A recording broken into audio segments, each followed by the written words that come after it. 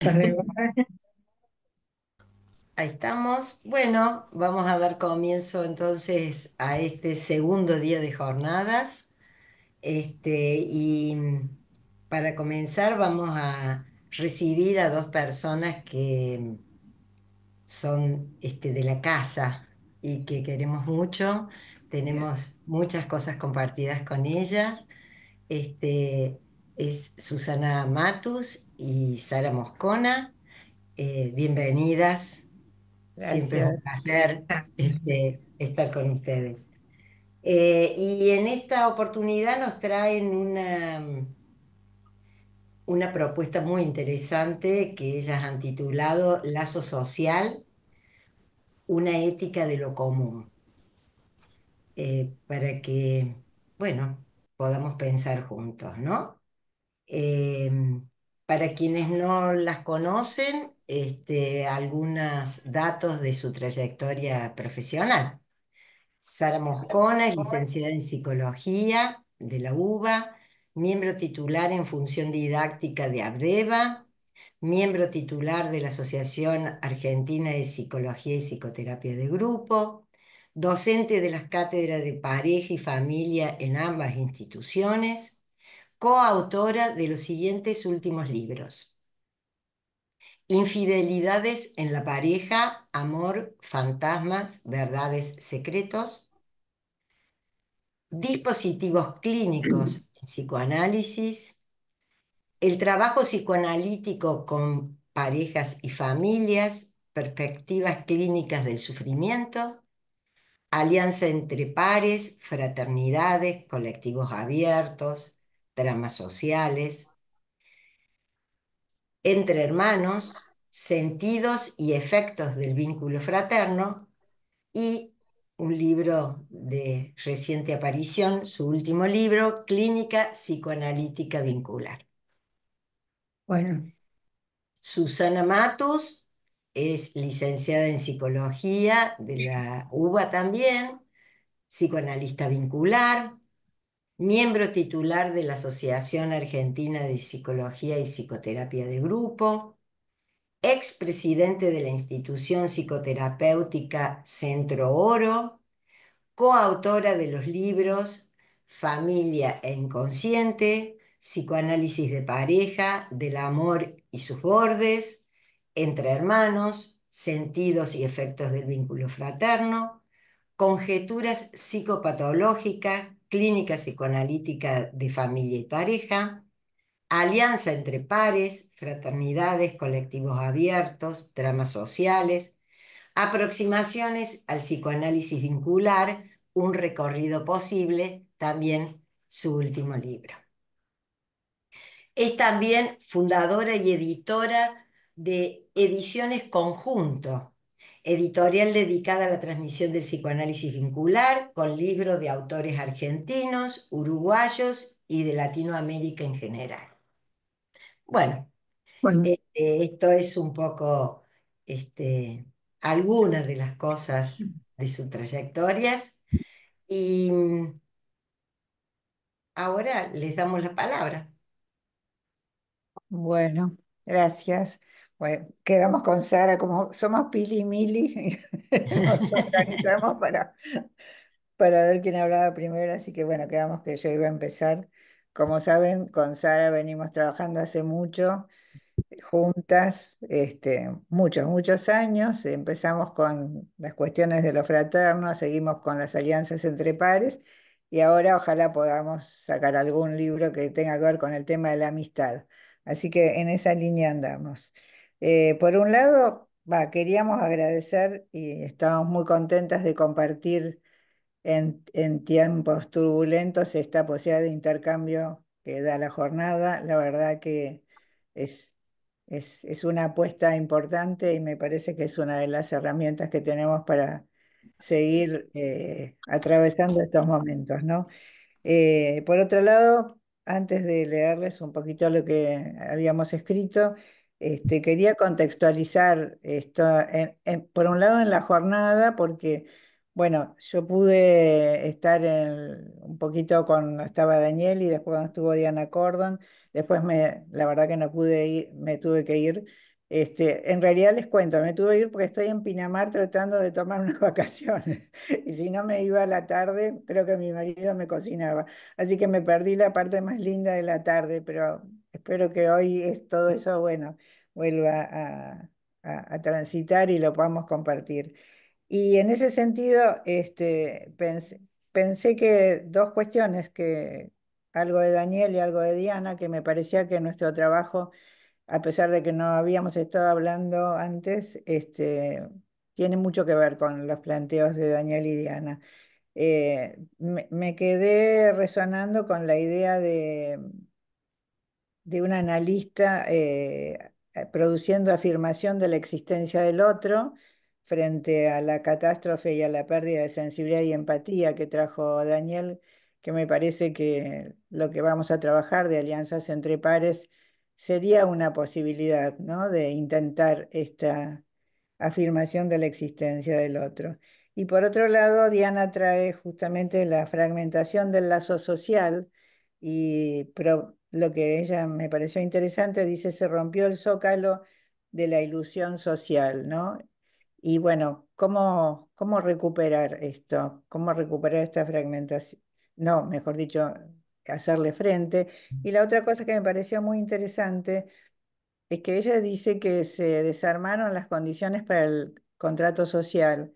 Estamos de acuerdo. Y cómo hay una pertenencia alienante en este momento, digamos, con tal de pertenecer digamos, al lazo social, la alienación predomina. Y justamente lo que vamos a tratar de pensar es cómo armar una pertenencia creativa y no alienante, ¿no? Sabiendo que en realidad la tensión está siempre. Y por último, ya paso a lo nuestro, pero me pareció también muy importante la transmisión generacional de la resistencia que propuso Diana.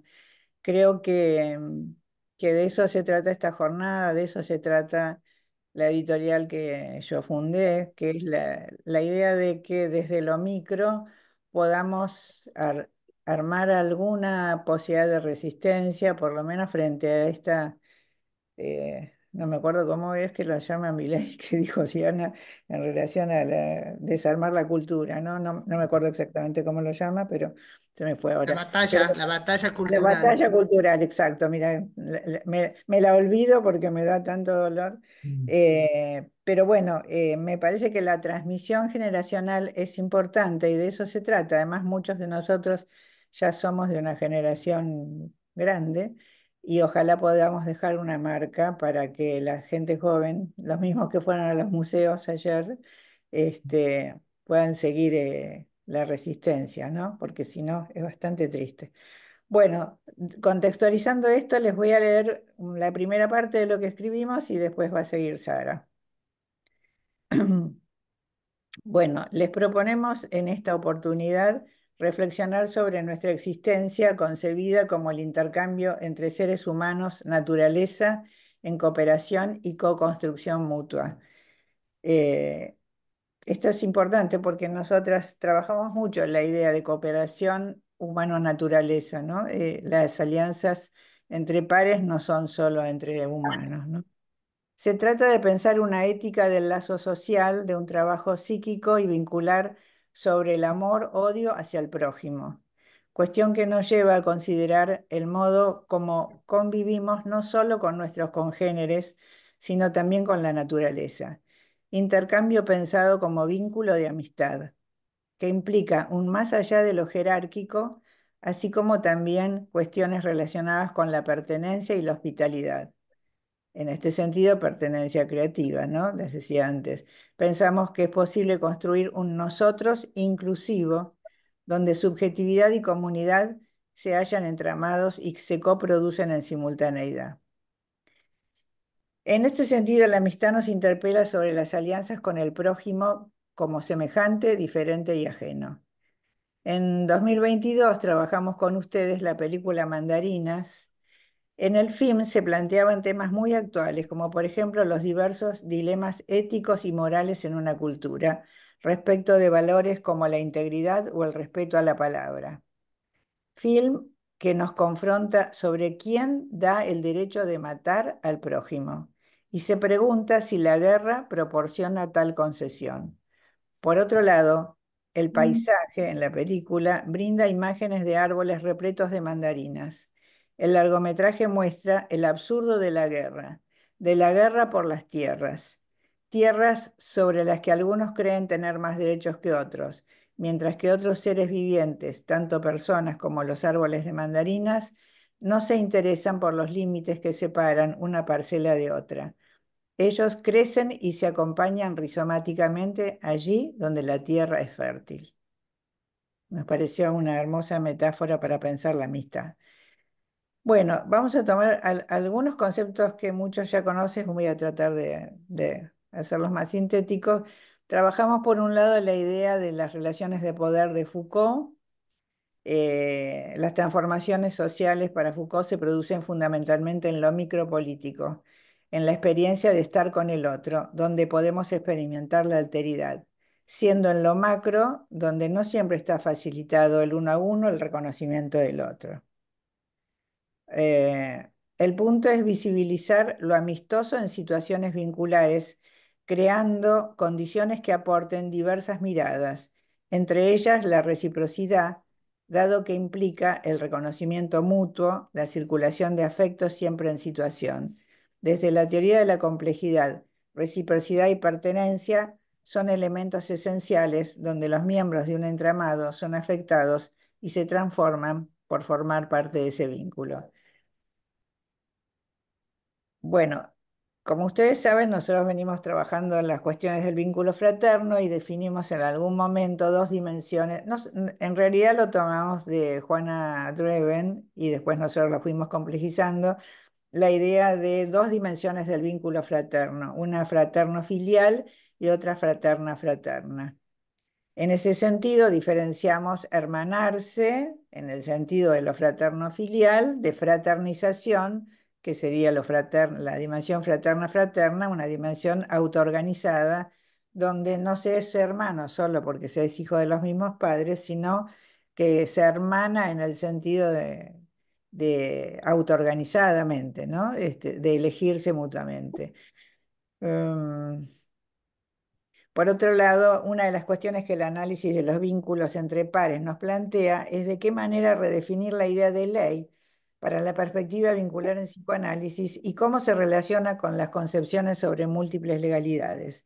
Pensamos sería fructífero dejar el término ley para referirnos a lo instituido y legalidades para lo instituyente, sosteniendo la idea de relaciones asimétricas para cuestiones de la ley y de simetría en diferencia para cuando nos referimos a legalidades. Bueno, estos son todos temas mucho más complejos, pero los estamos nombrando para poder llegar a lo que queremos decir.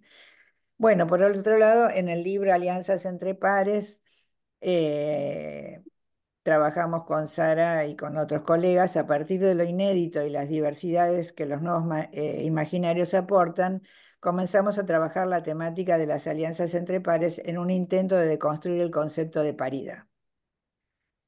Pensamos las alianzas entre pares como vínculos situacionales e inmanentes que puedan promover movimientos potenciadores y también despotenciadores siempre en tensión.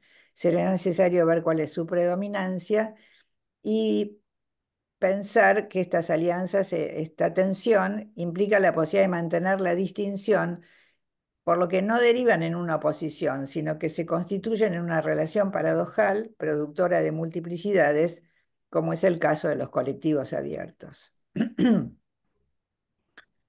Bueno, como verán, nosotros vamos a partir de lo fraterno, fuimos trabajando la idea de horizontalidad y de autoorganización de la relación entre pares.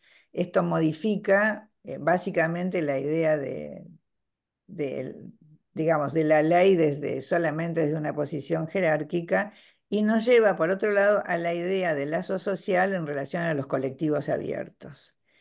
El lazo social se trata de hacer junto con imprevisible de antemano que se produce en el cada vez en colectivos abiertos de pensamiento conjunto, de fuerzas que conviven potenciando y despotenciando los encuentros.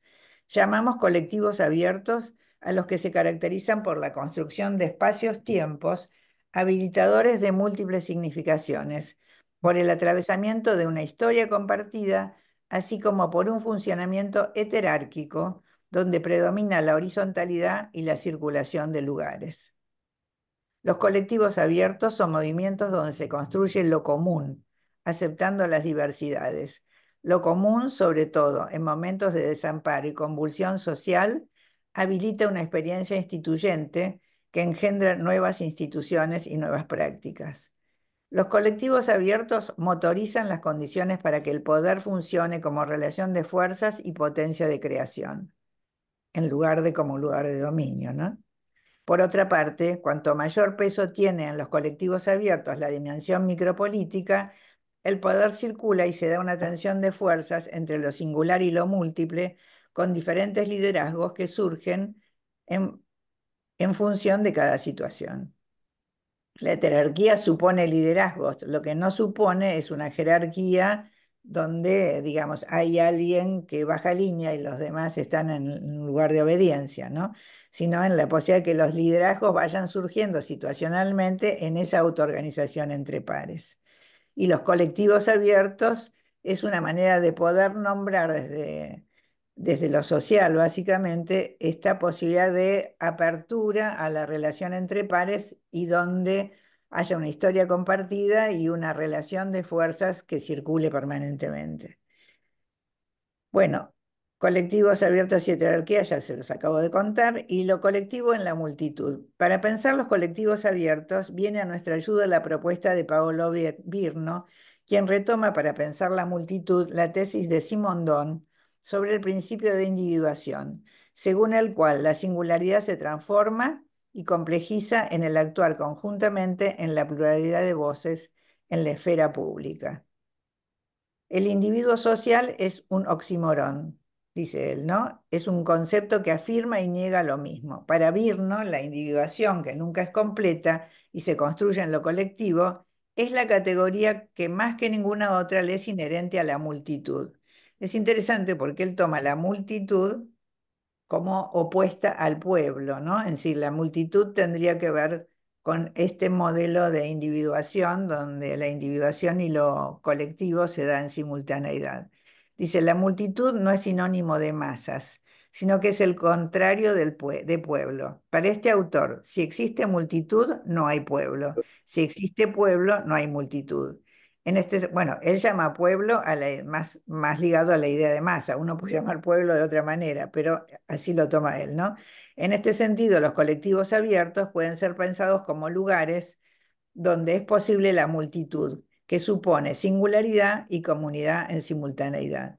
Que me parece que es un poco también lo que decía ayer Diana, ¿no? Cuando hablaba de la necesidad de sostener la diversidad y la multiplicidad, ¿no? Digamos, armar trama en relación a lo común y sin embargo sostener las singularidades y las diversidades, ¿no? Bueno, finalmente lo que les voy a leer es un último pedacito y ya la dejo a Sara. Alianzas entre pares en los colectivos abiertos. Como ya definimos, las alianzas entre pares son vínculos situacionales e inmanentes que pueden promover movimientos potenciadores y al mismo tiempo favorecer movimientos despotenciadores siempre en tensión. Ambos movimientos pueden ser a veces creativos y a veces alienantes y están siempre presentes. La especificidad de las agrupaciones de pares en su vertiente potenciadora se sostiene en una organización en redes que habilita el legitimarse y apropiarse de sus creaciones.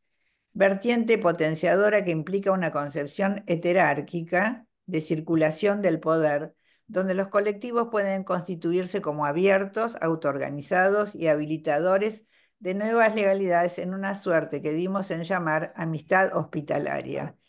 Hablamos de amistad hospitalaria porque en realidad, bueno, venimos escribiendo sobre amistad y si tomamos a Derrida, Derrida dice que tanto la amistad como la hospitalidad en realidad son imposibles, lo cual no quiere decir que no se tienda hacia ello, ¿no? Entonces dijimos, bueno, pensemos en la idea de una amistad hospitalaria sabiendo que hospitalidad implica siempre esta tensión entre amigo-enemigo, ¿no? Entonces, en el otro extremo, esta sería la vertiente potenciadora. En el otro extremo, en la vertiente despotenciadora de las agrupaciones de pares, observamos los grupos corporativos, donde la cualidad predominante es la de permanecer cerrados, homogéneos y sin posibilidad de transformación a lo largo del tiempo. Por su parte, en las mafias, donde lo corporativo aparece en su variante criminal, surge el mal en sus diversas formas, el mal de la perversión, el mal cotidiano, el mal del horror. Cuestiones que pueden ir desde el odio hasta la aniquilación del semejante, así como también generar violencias en todas sus formas. Bueno, estos serían básicamente nuestros conceptos a partir de los cuales trabajamos y ahora la dejo a Sara que va a trabajar esto en vivo y en directo. Bueno, en vivo y en directo, en realidad, ya Susana mencionó la película Mandarinas, pero bueno, y los colectivos abiertos. Pero ahora vamos a ver desde la clínica, desde nuestro trabajo con los pacientes, eh, cómo aparece esto. Y también un relato en relación a una novela que, bueno, va a ser una sorpresa acá también. El primer relato clínico tiene que ver con una abuela y se llama Si una abuela también puede armar fraternidad. Es una consulta, digamos, de una abuela que tiene 72 años, se llama Ana, y elige venir en forma presencial, aunque camina con dificultades, ya que recién está operada de una prótesis de cadera, pero ella quería presencial. Así que, como vemos, estas cosas, algunos pacientes viven a 2 cuadras de la casa de uno y quieren virtual, pero bueno, así es nuestra época actual. Ella entra ansiosa y se confunde y llega tarde, se equivoca el horario y relata el motivo de consulta. Y es este, su hijo Elías tiene 45 años y no quiere tener un vínculo con Javier, que es el nieto menor de Ana, y cuenta por qué. Porque Javier eh, nace de una relación supuestamente más circunstancial con la mamá de Javier, que se llama Paola. Esta relación aparece después que Elías, el papá de Javier, se separó de su primer mujer, digamos. Esta relación él no la reconoce y no la quiere, ni a Paola ni a este hijo, que es el nieto de Ana, que se llama Javier. Digo para que nos vayamos ubicando, pero es un poco complicada la trama. Pero, sin embargo, él paga todos los gastos y se hace cargo de la parte económica, pero solo económica. A este chico no lo quiere ni ver, no quiere saber nada de él ni de esta mujer. En la pareja anterior, que se llama Karina, por supuesto los nombres están cambiados, de la que también se separa, al año que nace su hijo, al que sí reconoce, que se llama Matías. Matías hoy tiene 11 años y Javier, el que no reconoce, tiene 9. Hasta acá espero que se haya entendido bien cómo viene la trama, ¿no? Pero Bueno, Sara, agrega que si bien no reconoce, le da el apellido al primero. sí, sí, le da el apellido y le paga todo, pero Pero no es quiere saber su, nada, no lo quiere ni per- ver, no quiere saber. perdón, es su Sí, hijo sí, biológico, digamos, sí, ok. biológico, reconocido, le da el apellido y paga, pero no lo quiere ni ver. Ahora voy a pasar a contar un poco del diálogo en la sesión de Ana, la abuela, ¿no? Es la abuela la que consulta y dice, Ana, con ambas madres de los dos niños me llevo bien. Yo le dije a mi hijo que soy la abuela de los dos. Ellos son mis dos nietos, pero ellos no se conocen entre sí y eso me duele mucho porque son hermanos. Y no solo que lo saben, sino que ahora quieren conocerse. Ahí es donde ella hace la consulta porque se le arma un lío, ¿no? Porque el hijo no quiere saber nada. Mi hijo no quiere saber nada. Y yo temo que si lo contradigo y los conecto a los chicos, mi hijo no lo va a aceptar y lo pierdo a mi hijo como hijo. Él no me lo va a perdonar. Entonces el analista le pregunta, ¿por qué ese temor? ¿Por qué lo perdés como hijo? ¿Por qué no te lo va a perdonar? Entonces Ana dice, mi hijo es violento y es drástico, va a cortar la relación conmigo. Mi marido, que ya falleció, era golpeador. Elías vivió esa violencia y ahora, y algo de eso ha heredado. ¿Cómo hago? Los dos chicos saben de la existencia de uno y del otro, saben que son hermanos y quieren conocerse. Yo soy la abuela de los dos y Y a Javier, que es el chico que el padre no reconoce, lo quiero mucho.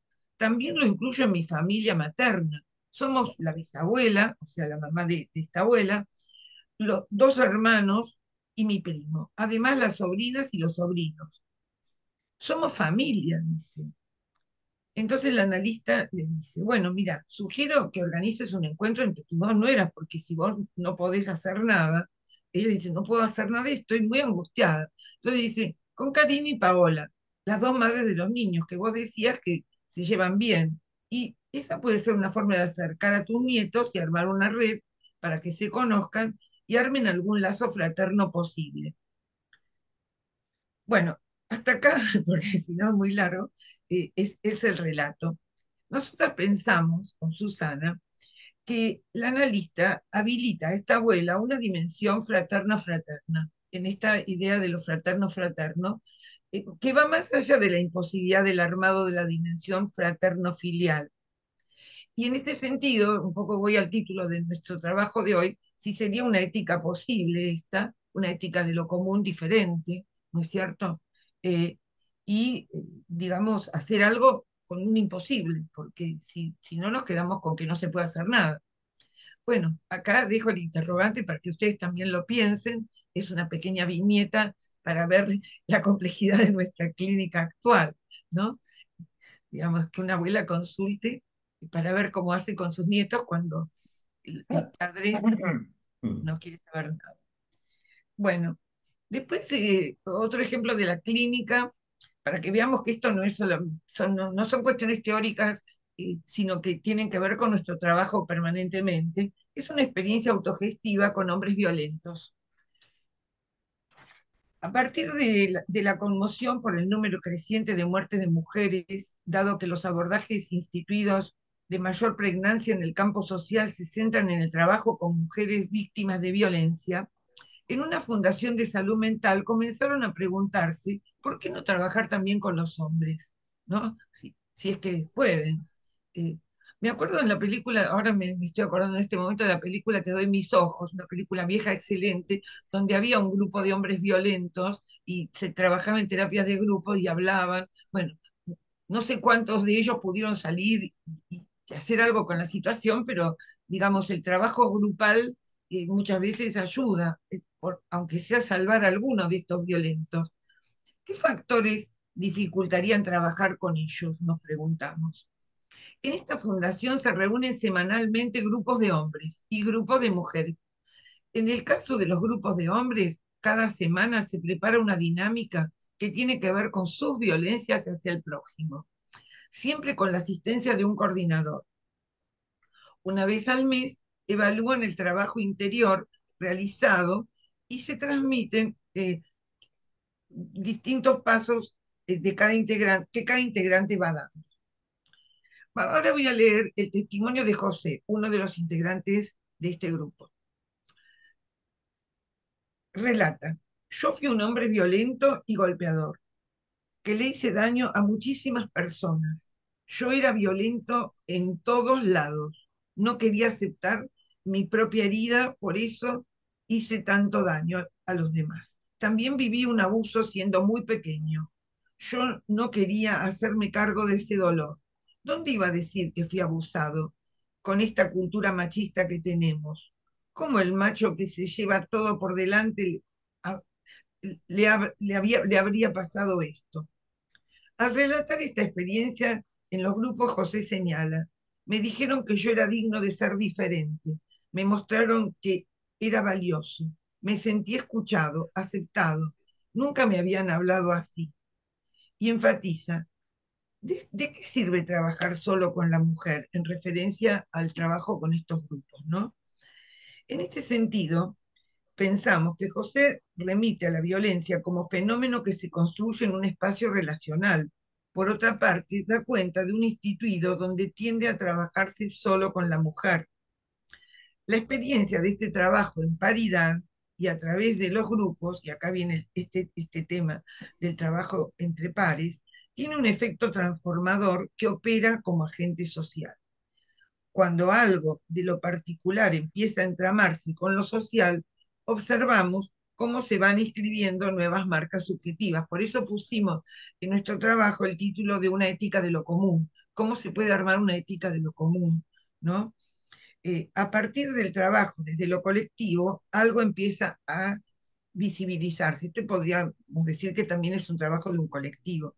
Se trata de pensar que sin la construcción de estas nuevas tramas vinculares, resultaría muy difícil salir de la problemática relativa a la violencia en todas sus formas. La violencia subjetiva, vinculares y sociales. Bueno, y acá viene una pequeña sorpresita porque hemos decidido eh, contar, no como material clínico, pero sí como un ejemplo muy hermoso de un pequeño fragmento de la novela de Daniel que se llama La vida que cuenta, que muchos de nosotros la leímos, ¿no es cierto? Este es un pequeñísimo fragmento que eh, Daniel nos ha cedido cariñosamente para que podamos trabajar eh, este tema también. Y dice así: esa noche, la primera del trabajo nuevo, no había ninguna posibilidad de dormir. Tenía que ver con, perdón, tenía que ver con Lute, que tenía 40 años cuando llegó a 14, Auschwitz. 14, ya Perdón, era perdón, 14.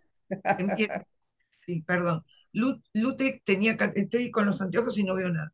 Lute tenía 14 años cuando llegó a Auschwitz. Esta escena ocurre cuando ya tiene 15 y pasó la primera noche en un nuevo lugar, obligado a juntar cadáveres con otros jóvenes de su edad. Debe ser que era tan fuerte esta escena que preferí pasarlo de años. Se ve que sí. Se ve que sí, se ve que sí era muy fuerte esta escena, ¿no? A los 15 años juntando cadáveres con otros jóvenes de su edad. Esa noche, la primera del trabajo nuevo, no había ninguna posibilidad de dormir. Acá empieza el relato. Se bajó del camastro en silencio para no despertar a nadie, pero también para estar solo. Se sentó de cuclillas en el piso, frente a una pequeña ventana de la que se veían algunas partes del campo. Sentado, abrazándose las piernas, se sacó los zuecos y se frotó los dedos de los pies sucios y fríos. De pronto escuchó unos ruidos de afuera, un carro que llegaba, disparos, gritos y por fin silencio. Esa noche percibió que todo eso ya no lo estremecía, estaba como, digamos, apático, ¿no? Porque era la única manera de sobrevivir, no le quedaba otra. Se estaba deshumanizando de algún modo. Se acercó a la ventana con cuidado para ver lo que pasaba y se vio él mismo reflejado en el vidrio. Hacía mucho tiempo que no se veía en un espejo. Le costó reconocerse. En la inmensidad de esa sala donde todos dormían, a él le costó reconocerse. O casi todos, porque de pronto, con la plasticidad de una gacela, uno de los chicos se bajó del camastro y se puso a su lado. Era un poco más pequeño de tamaño, pero más grande en edad que Lutek. Al instante, otro muchacho más grandote se ubicó al lado de ellos. Ninguno podía dormir. Se presentaron por primera vez porque se conocían, pero sin saber sus nombres. Saúl se llamaba el primero que bajó y Carl el más grandote. Los tres dijeron en voz alta los nombres de los otros dos. Repitieron la escena un par de veces con la emoción de dejar de ser un número. Quiero remarcar esta frase. Repitieron la escena un par de veces con la emoción de dejar de ser un número. Los tres habían estado juntando cadáveres, pero no hablaron una sola palabra de eso. Lutek los miró a los ojos y extendió su mano al frente como invitando a un rito. Carl estiró la suya sobre la de Lutek y finalmente Saúl hizo lo propio. Luego encimaron las dos manos. Las 6 unidas se apretaron solas, fuertemente. No hubo palabras, ni una sola sílaba fue necesaria para saber que entre los tres una hermandad había nacido. Hasta acá la emocionante fragmento que Daniel nos ha generosamente aportado para decirnos que ya, y ahora esto lo, digo, lo decimos nosotras, en ese momento ellos ya no eran un número, dejaron de ser un número porque podían nombrarse, habían podido, digamos, sentirse hermanos en la desgracia, pero en esas manos, me hacen recordar un poco lo que dice Caes del apuntalamiento, donde una mano apoya a la otra y uno no sabe cuál sostiene a cuál. Eso de las manos me hizo recordar esta frase hermosa de Caes en la noción de apuntalamiento, ¿no? ¿Quién apuntala a quién? ¿Verdad? Eso me gustó mucho con el recuerdo de lo que plantea Caes. Entonces nosotros pensamos que tal vez la amistad, esta amistad naciente entre los tres niños, haya sido la única posibilidad de sobrevivir a la crueldad, en tanto algo del reconocimiento fue posible y la alianza entre pares potenció la posibilidad de seguir viviendo. Eh, en realidad, yo había leído, cuando leí este fragmento, me acordé de un libro que leí que se llama La bailarina de Auschwitz, que es una mujer que sobrevivió. Seguramente muchos lo leyeron porque ella se transformó después en terapeuta. Y esta bailarina bailó ante Mengele, pero ella se salvó no porque bailó ante Mengele y él la perdonó, sino porque ella se salvó con una hermana de sangre, pero también con un montón de personas con las que ella se había juntado para sobrevivir, con amistades, con esto de la amistad que la salvó, como también nos cuenta Daniel a través de este libro que él les comentó en la introducción, de que Freud no se salvó solo, y se salvó gracias a sus amigos, y no se salvó porque se llamaba Sigmund Freud y había escrito todos los tomos que escribió.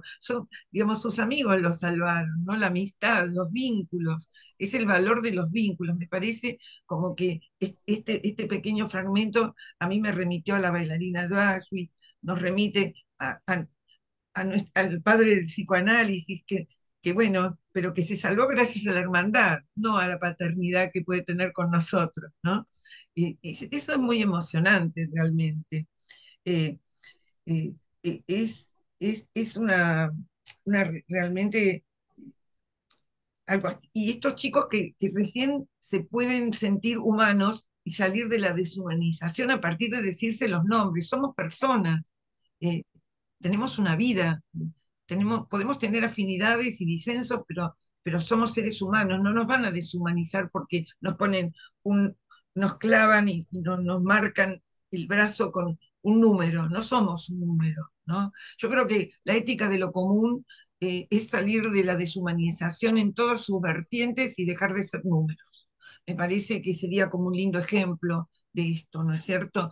Y como decimos con Susana, también incluir en esto a la naturaleza, que la naturaleza no son objetos para ser depredados, para tirar petróleo en los mares y matar a los peces y, y tener después el cambio climático porque estamos talando todos los árboles del Amazonas y matando lo que sea, ¿no?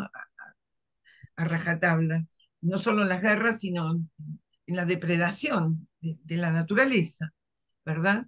Bueno, eh, estos son los ejemplos de la clínica y de lo que quisimos traer también de las novelas, de la película Mandarinas, ¿no? Donde los árboles de mandarinas son rizomáticos y se extienden y generan productividad y no guerras y matar personas, ¿verdad?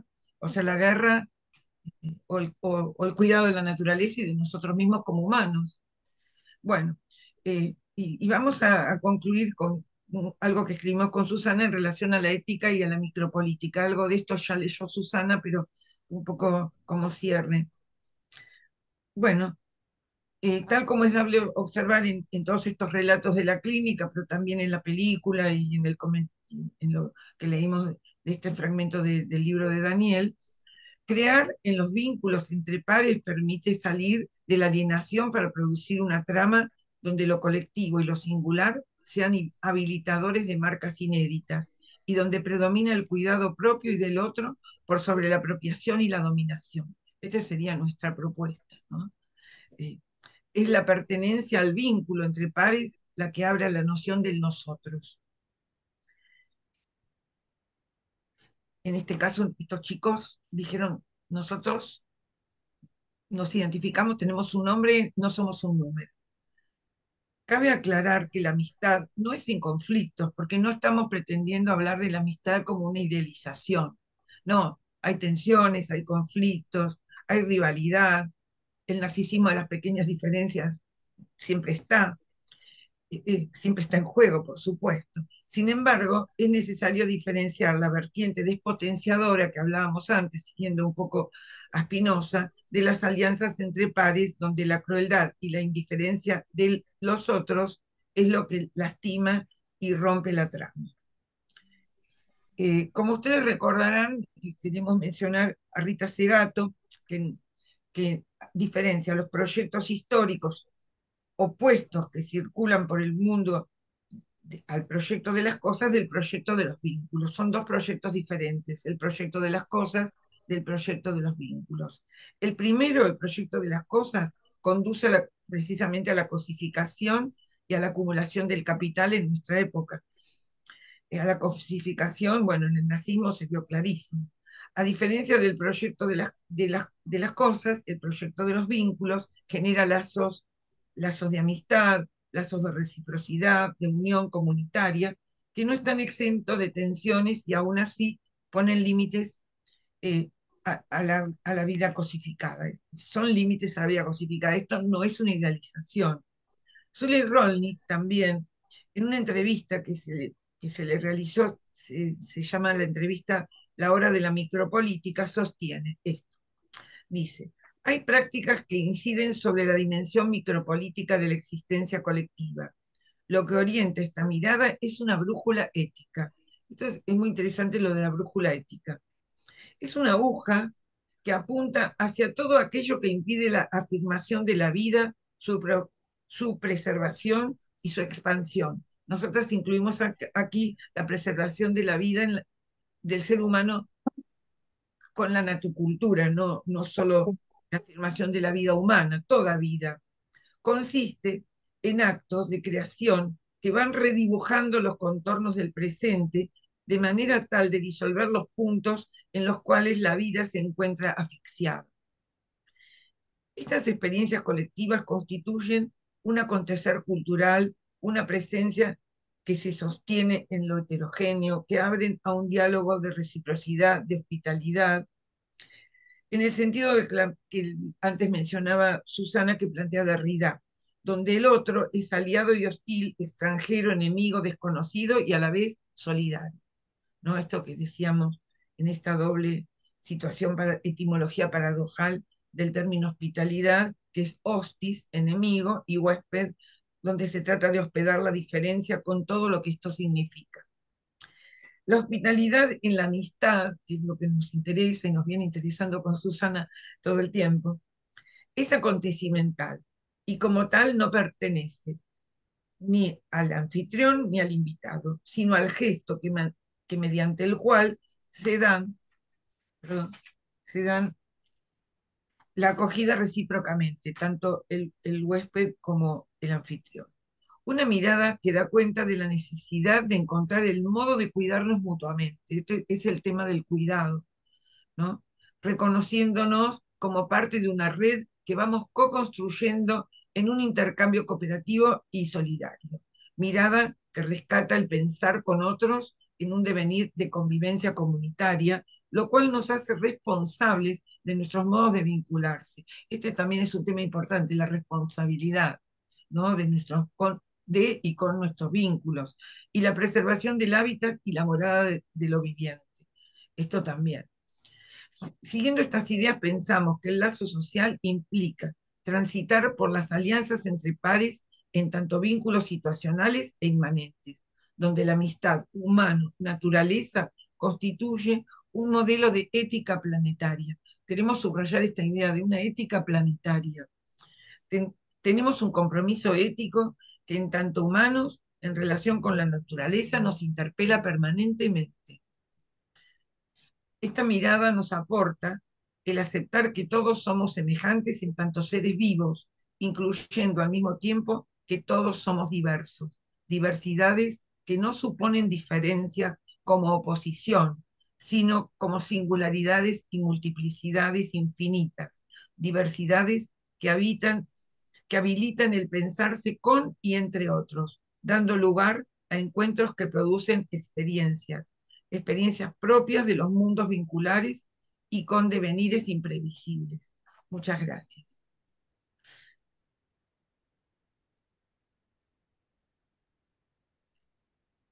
Bueno, espero no las hayamos cansado, un poco largo, pero bueno. Bueno, no salió así. ¿Qué vamos a hacer? Tampoco lo queríamos acortar demasiado. Cansó, muchas gracias y me dejó pensando mil cosas. Ya vamos a compartir algunas. Bueno, sí, vamos a abrir entonces a las resonancias que ha tenido el trabajo. Eh, ya hay algunos comentarios. Vamos a ver. Laura Cuabrino dice, excelentes relatos para pensar y reflexionar en estos tiempos tan aciagos. Ver las personas en la calle pidiendo comida me impacta mucho, la no mirada del otro. Qué duro cómo nos atraviesa esto, que es parte de nuestra cotidianeidad en la vida urbana y qué efectos producen. Creo que había uno anterior.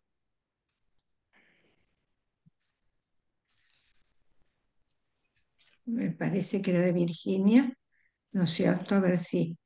Yo agregaría una cosita, gente pidiendo comida en la calle y gente metiéndose, ayer me olvidé de mi consultorio, gente metiéndose adentro de los cosas de basura, de esos tachos, metiéndose para sacar comida o cosas. Era espantoso ver gente adentro de Se la... sumerge, Sí, sí, sumergiéndose. sí, horrible. Hay personas, digo esto, cómo atraviesa, porque hay personas, por ejemplo, que dejan la comida, porque cuando uno va a comer y sobra algo, digamos, de un restaurante, se puede dejar, pero bien empaquetado sobre la basura, pero como bien empaquetado, me impacta mucho decirlo, pero esto es una costumbre urbana. Em, y bueno, digamos, es así. Por eso hablo de qué efectos produce, porque la semana pasada estuve con una amiga que es la primera vez que viene desde Estados Unidos a la Argentina. Entonces, cuando nos sentábamos, estábamos en Buenos Aires comiendo afuera, bueno, yo siempre, yo tengo un top, un límite de lo que colaboro, lo que le puedo dar por día a alguien. Y en un momento me di cuenta que le dije a un chiquito, eran las 11 de la noche, yo ya, y cuando dije yo ya, y me había dejado unos pañuelitos, veo que había comida y había bebida, entonces yo, ¿no te molesta si te doy? No, por favor, me dice, sí, sí. Entonces se lo di. El último día, mi amiga siempre estuvo en silencio, nunca habló respecto de esto. No, no habló. El último día yo me levanto para ir al baño y cuando vuelvo me dice, ay, creo que estuve mal, Laura, porque pasó una señora y me dice, ¿tenés agua? Y yo tenía la botella de agua, me dice, pero es la mía, la que yo uso y la tomo mucha agua cuando camina. Pero no me di cuenta, no le di este vaso que tengo acá. Yo tengo un vaso de agua. Bueno, le digo, está bien, por lo menos ahora te diste cuenta que se lo hubieses podido dar.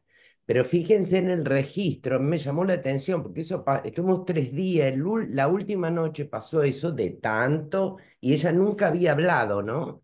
Tampoco ella se quedaba como, no pudimos hablar de esto, ya lo vamos a hablar en algún momento. Nos quedamos con las cosas lindas y esto que tiene que ver con lo más doloroso. No lo pudimos hablar, pero me impactó mucho. Bueno, a ver, María Laura, Luchi me parece que está levantando la mano. sí. Lo que pasa es que yo desde acá no la veo. Espérate, Bueno, que acá voy a estoy. poner.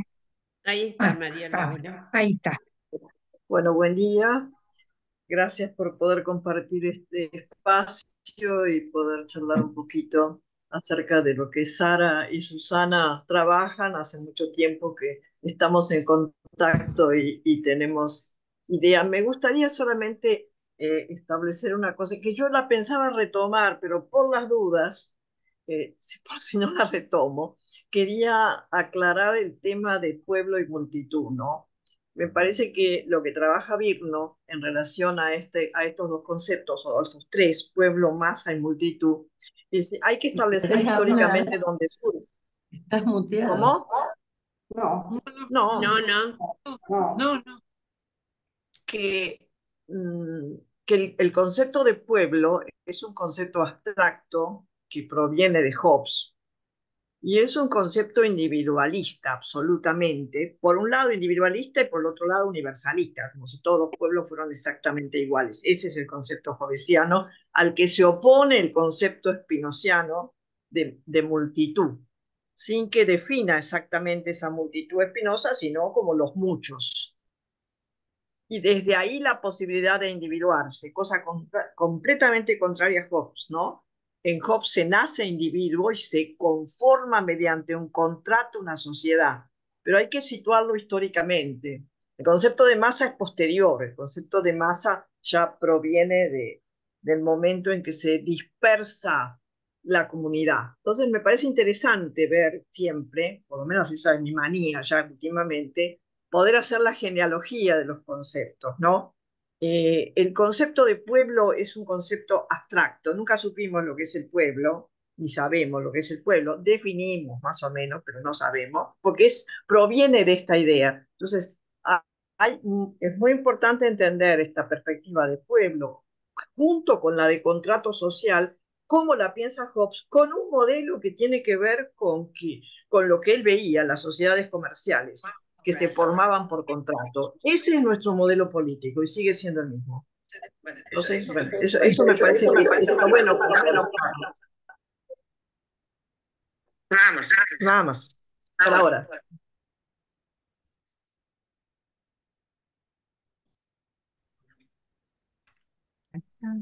Muteada, Susana. ¿Puedo intervenir? No sé quién le toca. Sí. Sí, me gustaría que intervenga un poco Sí. el grupo y después nosotros, pero no. Hay un comentario de hace tiempo, después te damos la palabra, Dino, pero que está escrito de hace un tiempo en el chat y quisiera leerlo para que también pudieran compartirlo. Es un comentario que hace Virginia Grosso y dice, me pregunto si la apatía era porque se estaba deshumanizando o era una resistencia subjetivante que luego posibilita más vida. Bueno, Sí. Dino. Hola. Disculpe, pero puedo hacer una pregunta. ¿Me escuchan bien? Porque yo no Ahora estoy. sí. Uy, Ahora Estás sí. doble, Susi. Está voy a- doble. Estás Ahora sí. doble, entonces sale en eco. Esperen que voy a apagar todo. Y además habría que cerrar todos los micrófonos para que solo se escuche el del que está hablando, porque si no hace eco con los otros también. Exacto. Buena Sí. idea. Susana, estás en la computadora y en el teléfono. No, estoy saliendo ahora porque algo me pasó con la batería. ¿Ahora estoy bien? ¿Estoy en uno solo? Se te escucha Ahora bien. está. Sí, sí. Perdón. Bueno. Bueno, la verdad, ahora bueno, es un lío porque no sé por qué no me carga la batería, pero nada, frente a la pregunta de Virginia, yo estoy de acuerdo, creo que en realidad seguramente no es solo una dimensión, probablemente haya un intento de deshumanización por el cual, digamos, a veces cualquiera puesto en una situación de catástrofe como la que fue en los campos de concentración, algo de la deshumanización se produce. Sin embargo, yo acuerdo con Virginia que me parece que era una resistencia, era una manera de seguir vivo, porque hubo un pedacito que no leyó Sara, pero que él mirando por la ventana recordaba cuando miraba por la ventana desde su propia casa, ¿no? Que creo que es la manera en que él consigue de alguna manera salirse de esa situación tan cruel y encontrarse con algo de su propia humanidad. Pero bueno, me parece que tenemos que aceptar que las situaciones son siempre de borde y están en tensión, ¿no?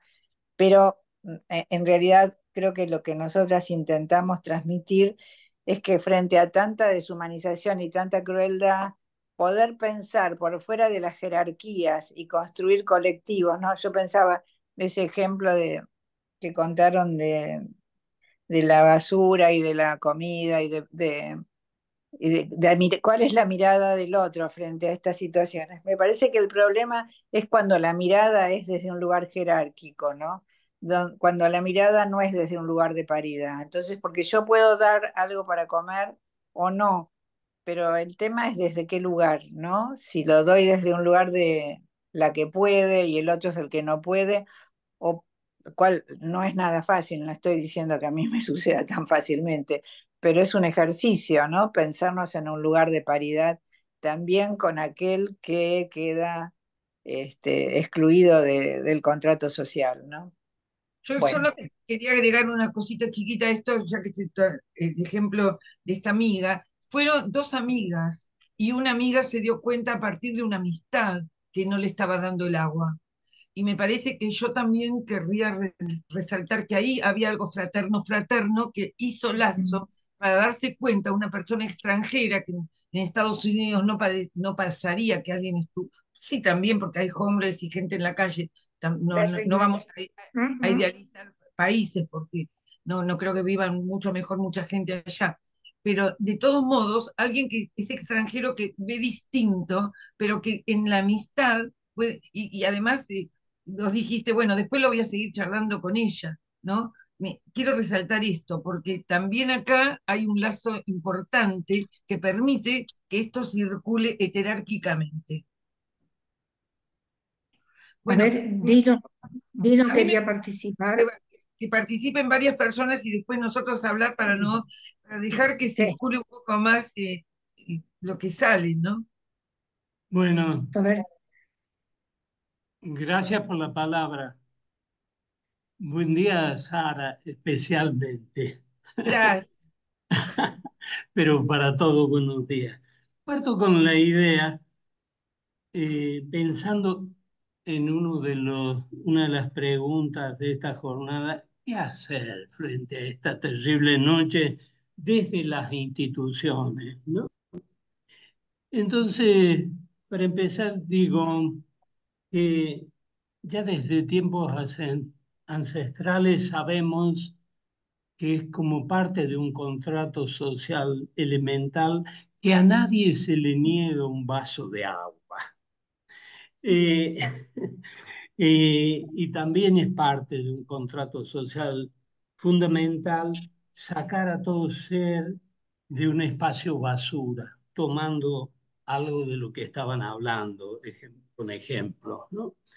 Y desde las instituciones, tomando una parte de un relato de lo que estaban haciendo, de las instituciones, es especialmente primero, digamos, trabajar con las mujeres víctimas de la violencia, ¿no? Y ahora, en una modalidad superadora, contaron también trabajar con los hombres victimarios, ¿no? Siguiendo una línea de elaboración tanto para las víctimas como para los victimarios.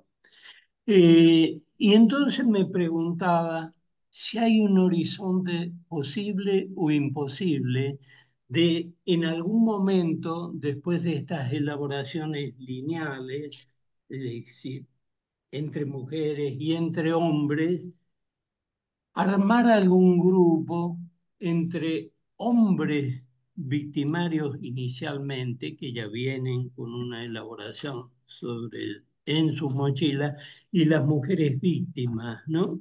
Armar un espacio donde se pudieran encontrar cara a cara, cuerpo a cuerpo, aquellos que estuvieron ubicados en algún momento en lugares tan dispares. Por otro lado, pienso que cuando se arma un grupo donde hay hombres y mujeres, ya algo de este espacio posible al que aludo, ya está en juego, porque todos somos potencialmente víctimas y victimarios, ¿no? Espero que la pregunta que hago no sea demasiado ilusoria y la haya podido plantear, por lo menos claramente. Gracias. Mani, Espere que me desmuteé. Bueno, estoy tan conmovida, eh, pero no puedo, sobre todo reconociendo en lo que trajeron un pedacito de Sara en mí, como si me lo dijera a mí. Eh, Me quedé pensando en el ejemplo de las abuelas, de la abuela que consulta, porque la verdad que también sufrimos la violencia de las parejas que dejan a los nietos solos y entonces los abuelos tenemos que hacernos cargo.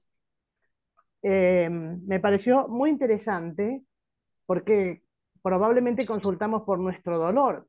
Sara sabe muy bien de esto, pero capaz que haya que hacer un grupo de abuelas para ver qué carajo hacemos con los nietos que quedan en manos de estos enfrentamientos tan desubjetivantes, ¿sí? Hablando de subjetivación, cuánta cosa desubjetivante que hay en estas épocas que nos corren. Así que gracias, me diste una buena idea, digamos, que la vengo pensando hace mucho, pero que necesitaba contagiarme a partir de la realidad. Bueno, muchísimas gracias. Daniel, levantaste la mano. Sí, bueno, muy bueno todo lo que trajeron, son demasiados temas. Yo quería señalar dos cosas, ¿no? Una es un recuerdo de un paciente que me decía que respecto a esto de la singularización y de la creación de pertenencia en los colectivos abiertos. Él es hijo de una familia muy humilde. En algún momento el padre logra ser portero de un edificio y se van a vivir a Recoleta, eh, que no tenía nada que ver, digamos, con su realidad Recoleta, pero por lo menos, bueno, había una casa, había un trabajo.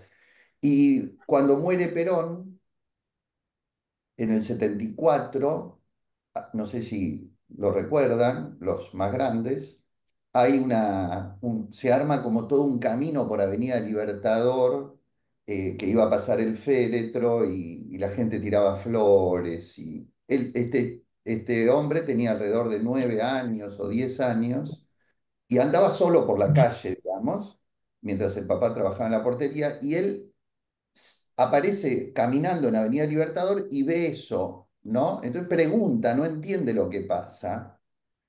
Y él cuenta que se vio extasiado por la multitud y que empezó a correr en paralelo al cajón, ¿no? Al traslado del cajón, muy conmovido por la escena, y dice, ese día me hice peronista, ¿no? Siempre me impactó mucho ese recuerdo de los efectos de, de- sí, de de cómo se arma pertenencia a partir de un movimiento subjetivante. Eh, Ahora, hay todo un tema con el asunto de la ética que me gustaría preguntarles, a ver cómo lo piensan. Me conmovió mucho la lectura del fragmento de mi novela porque es la primera vez que lo escucho leído por otros, digamos, y me conmovió sobre todo porque está basada en hechos reales, digamos. Esto le ocurrió a mi suegro, yo lo relato en la novela, y después a los 50 años de la finalizada la guerra, eh, la municipalidad de la zona donde está el campo de Sachsenhausen organizó una celebración del fin de la guerra e invitó a los sobrevivientes, y estos tres amigos se reencontraron ahí y se reencontraron con sus salvadores. Es muy conmovedora toda la situación. Pero yo quería ir al tema de la ética porque quería preguntarles cómo, digamos, no tenían una ética.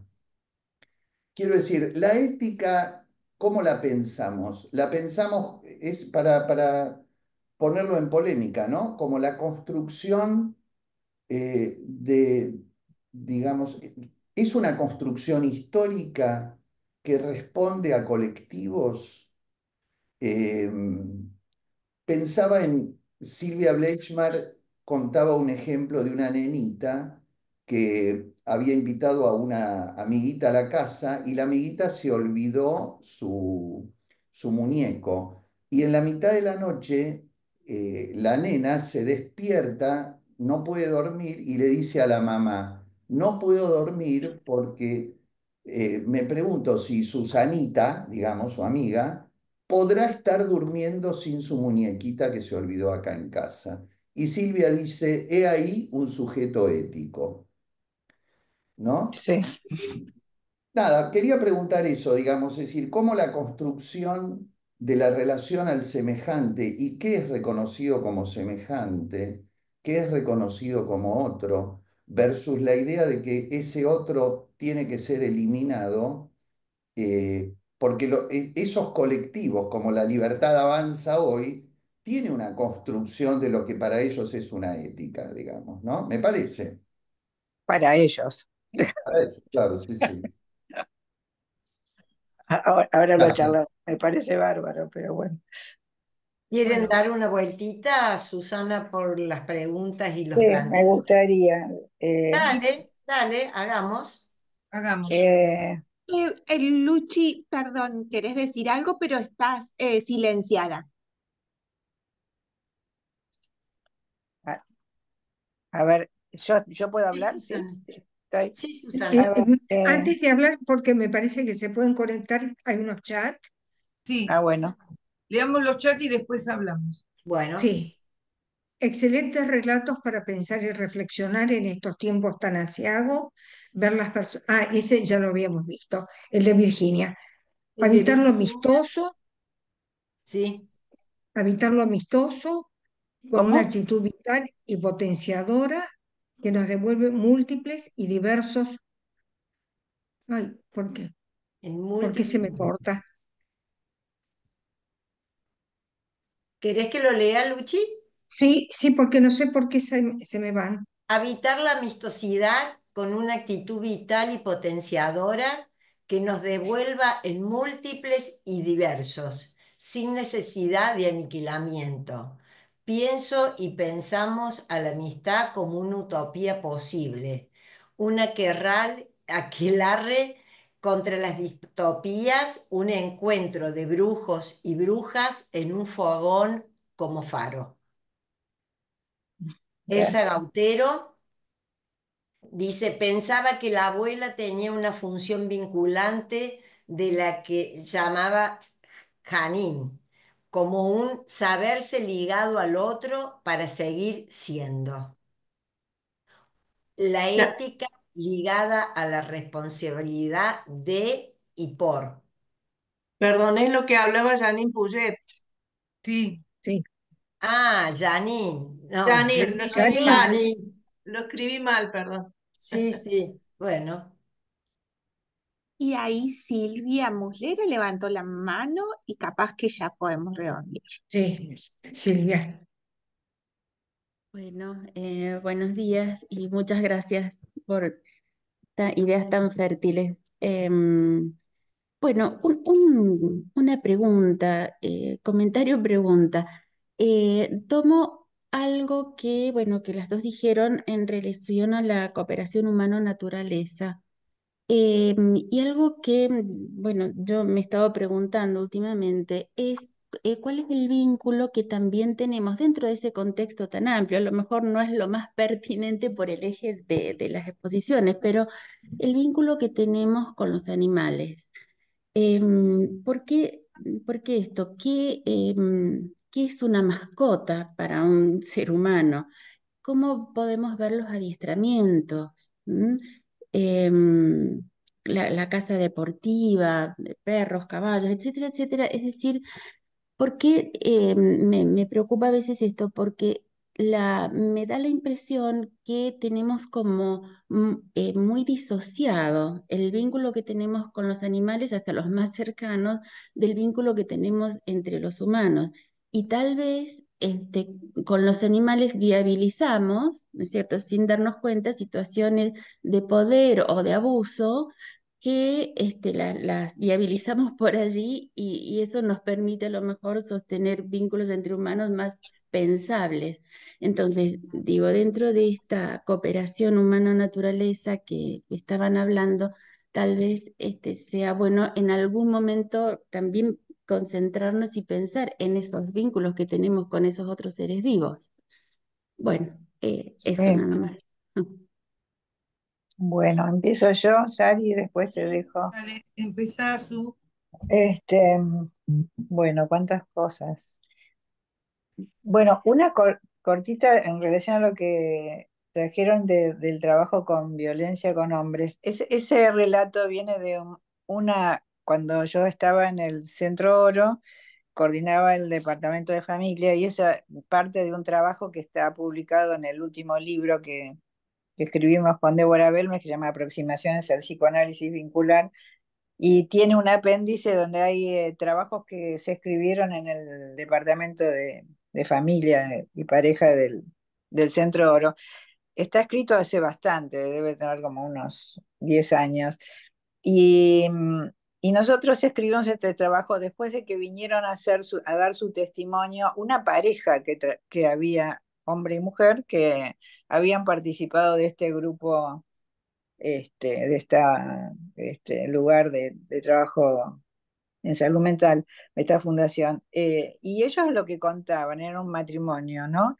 Y contaban, sí, justamente que, digamos, esta institución trabajaba con las mujeres por un lado, con los hombres por el otro, pero después empezaron a juntarlos y justamente el testimonio que nosotros recibimos fue de una pareja que había sido una relación, digamos, de víctima y victimario y que habían logrado una transformación. O sea que sí es posible, por supuesto, no en todos los casos y habrá algo del deseo de transformación que a veces es posible y a veces no.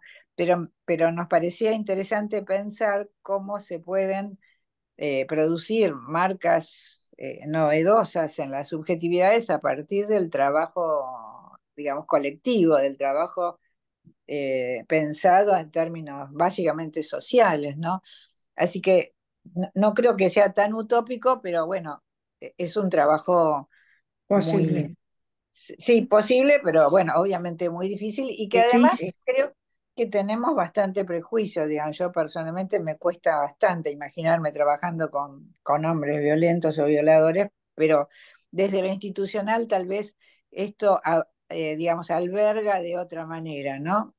Eh, Después me parece que lo que trajo Daniel en relación a la ética, yo pensaba que es diferente la ética de la moral, ¿no? Yo creo que los nazis tenían una moral, tenían su forma de pensar cómo debían ser las cosas, pero la ética supone el reconocimiento del otro como semejante. Y yo creo que por lo menos, no digo que todos los nazis, pero la práctica del nazismo fue una práctica de aniquilación, una práctica cruel, donde el otro no es un semejante, sino un objeto a destruir. El musulmán que vaga por el campo de concentración que cuenta Gambén, es alguien absolutamente deshumanizado y ese era el objetivo de los nazis. Así que en ese sentido yo no creo que hayan tenido lo que nosotros llamamos ética. Puede ser que ellos lo llamaran, por eso yo le decía a Daniel, ellos puede ser que lo digan. Desde nuestro punto de vista, no es posible construir una ética fuera de la posibilidad del reconocimiento del otro como semejante, como prójimo, digamos, ¿no? Si decimos que el prójimo implica estas tres dimensiones de lo semejante, lo ajeno y lo diferente. Y la amistad como una utopía posible eh, para desarmar la distopía, y bueno, esa sería nuestra propuesta.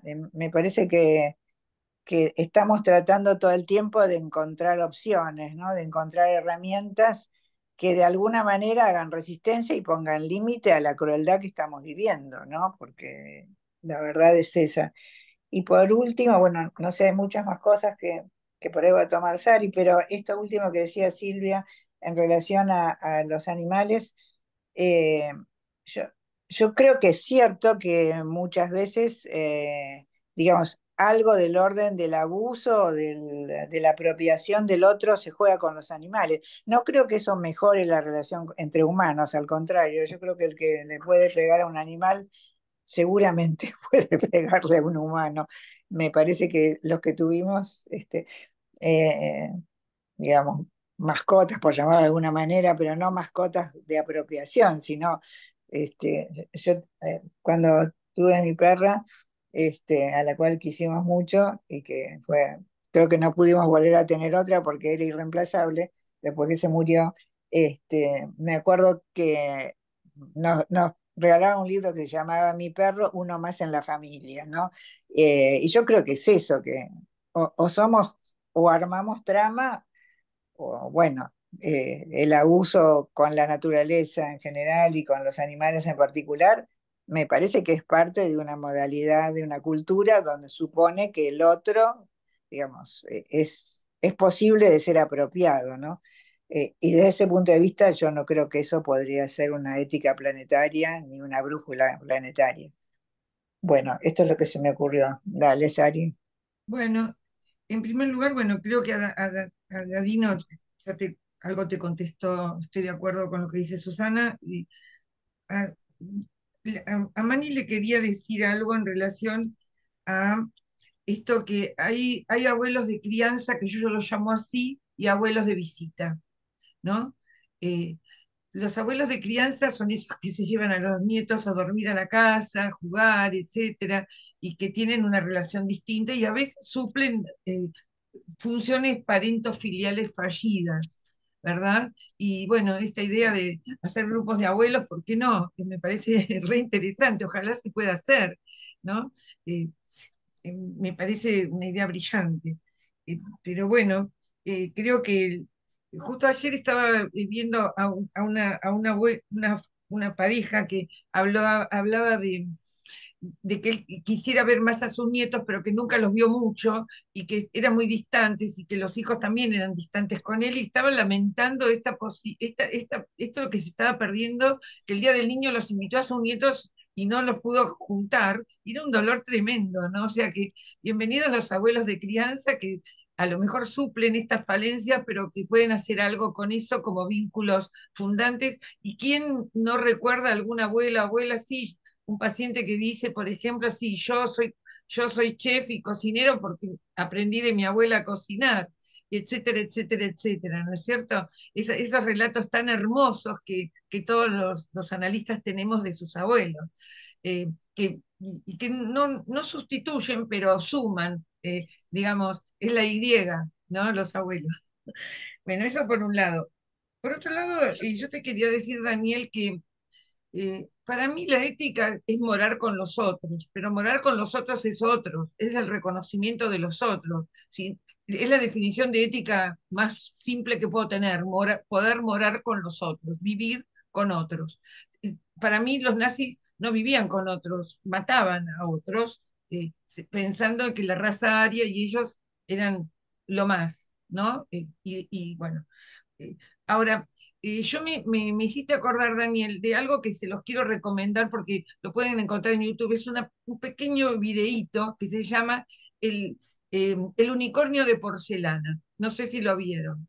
Es maravilloso. Lo cuento brevemente porque ahí se ve la ética y se ve la diferencia. Es un grupo de niños adiestrados por el régimen nazi, niños de 10, 12 años aproximadamente, que entran en una casa eh, para matar y para destruir, junto con oficiales nazis que estaban observando cómo los chicos aprendían a matar. Eh, Uno de los niños vio a una nenita escondida y se acercó como una amiguita, como un ser humano, y la nena tenía un unicornio de porcelana, se lo dio. Entonces, como vio que venían los oficiales, él le dijo, andate, andate, y se escapó esta nena y se salvó. Pasaron los años, pasaron, no sé, 50 años, y vinieron los oficiales nazis, como dejó escapar a una niña, le pegaron y le rompieron el unicornio de porcelana, por eso se llama así el videíto. Después lo pueden ver porque es más lindo verlo que lo que yo cuento. Pero este chico, después de, no sé, 50 años, no sé cuánto pasó, encontró a esta mujer y le llevó el unicornio de porcelana armado y pegado. Y se lo dio y se reencontraron un nazi con una judía. Es interesantísimo esto para ver que ese chico tenía una ética más allá de lo que los nazis le estaban inculcando. Y a mí me parece que ahí, en ese ejemplo que les quiero dar, hay un unicornio de porcelana. El unicornio además es un símbolo, ¿no? De una esperanza de que alguien se pueda salvar más allá de la deshumanización y de la crueldad y de la maldad. A mí me parece interesante esto, ¿no? Como que un poco lo que Lacan dice del no todo, no todo. No todo es crueldad, aún dentro de algún nazi, ¿verdad? Me parece que es interesante pensarlo así, especialmente en estos momentos que estamos en situaciones tremendas. Eh, Voy Sí, quiero sí, decir algo. Dale, ¿Puedo? decí. sí. Sí. Bueno, en un momento dado a mí me regalan un libro que me llama la atención el título, que es La historia de la soledad, escrita por un inglés. Bueno, más o menos lo leo, pero resulta que al llegarme el trabajo de ustedes adquiere un peso importante, porque en ese libro hace un relato acerca de la soledad y el aislamiento, lo va diferenciando. Pero una de las cosas que me llama la atención es que a partir del BRICS, en Londres, en Inglaterra, precisamente la ministra Theresa May creó el Ministerio de la Soledad en función de las situaciones de vida actual que ha generado post pandemia y las situaciones de aislamiento y soledad.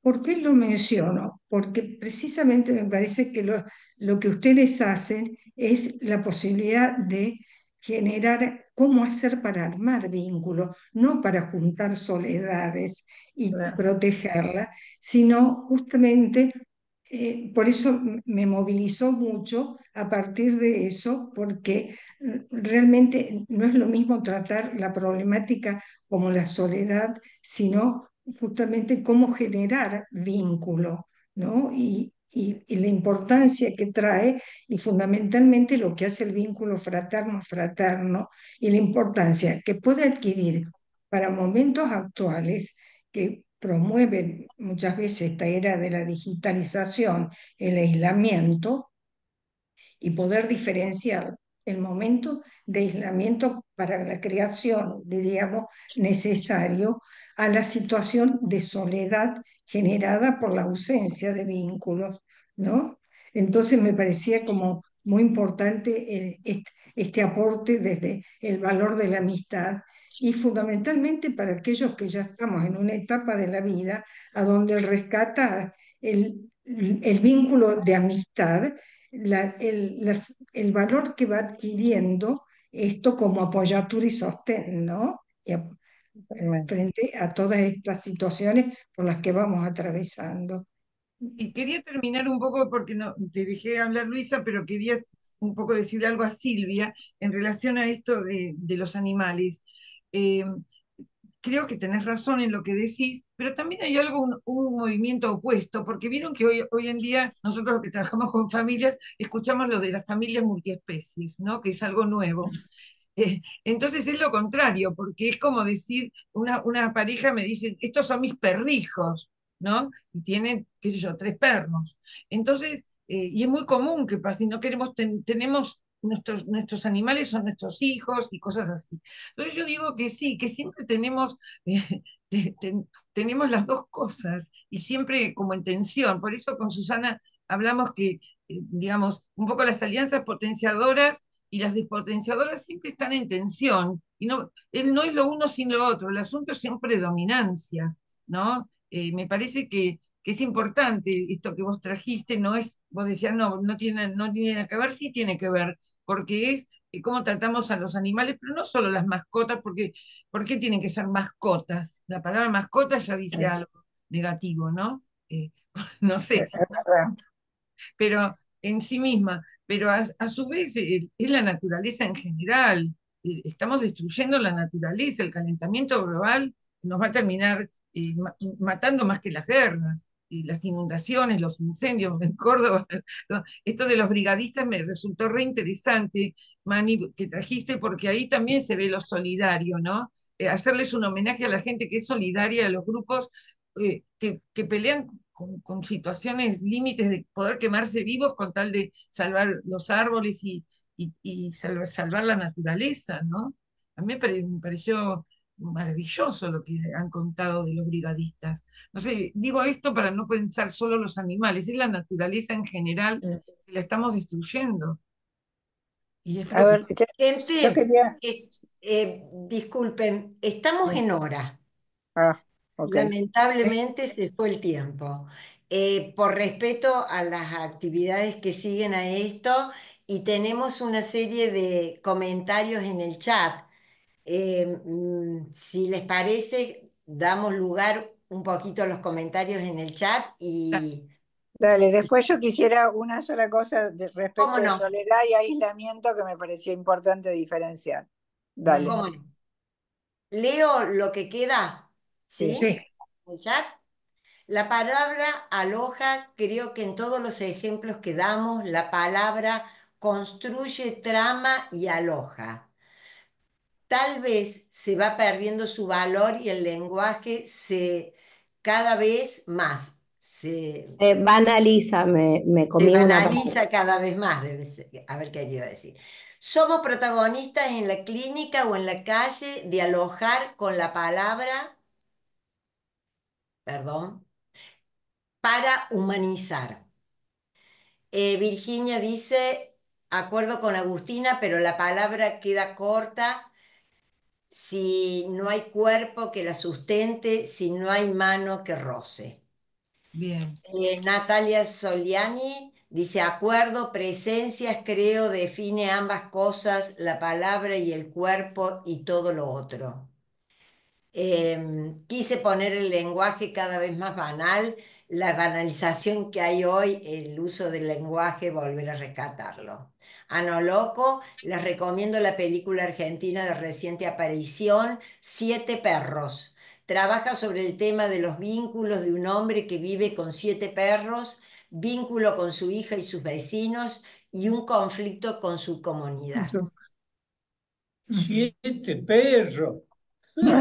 Este- Susana. Bueno, sí, solo me quedé pensando en lo que traía Luisa respecto de la soledad y aislamiento. Yo pensaba que en realidad tendrían que haber hecho el Ministerio del Aislamiento, no de la soledad, porque me parece que la soledad a veces es estar con uno mismo, pero muchos Exacto. otros están con nosotros y el ejemplo del chico del cuento de Daniel está, bueno, después está con otros, pero en realidad no está solo, pero tiene toda una cantidad de vivencias de su relación con otros que sigue estando. El problema es que nuestra cultura produce aislamiento. Hay un documental que no me acuerdo cómo se llama, que tiene que ver con la vida en los países nórdicos. Y entonces el documental empieza y hay una mujer que está corriendo, que hace running, y que está hablando, y cuando te das cuenta está hablando con los árboles. Está todo muy bien hablar con la naturaleza, pero el tema es que no tiene con quién hablar, ¿no? Entonces me parece que el problema es el aislamiento. Y, Sí. y lo último, nada, que pensaba que eh, ya lo dijimos, pero quisiera recalcarlo, que colectivos, si no son abiertos y son cerrados, en realidad son despotenciadores. No es que el colectivo en sí mismo produzca trama. A veces lo que produce es homogeneidad, masificación y, digamos, y pertenencias alienantes. Entonces, el tema de la apertura es lo fundamental, digamos. Lo que nosotros queremos es rescatar la dimensión de la paridad, pero en términos de apertura y de multiplicidad y de diversidad, Y bueno, y tender hacia eso, aunque sabemos que es utópico, pero vale la pena intentarlo. Bueno, Eso. eso y gracias por todo. Gracias a ustedes Bueno, también. Bueno, bueno, daríamos por damos por finalizado finalizado. y un Gracias, aplauso gracias. y Bueno, agradecimiento a gracias a todos. todos y bueno, nos seguimos viendo. Dale. Gracias.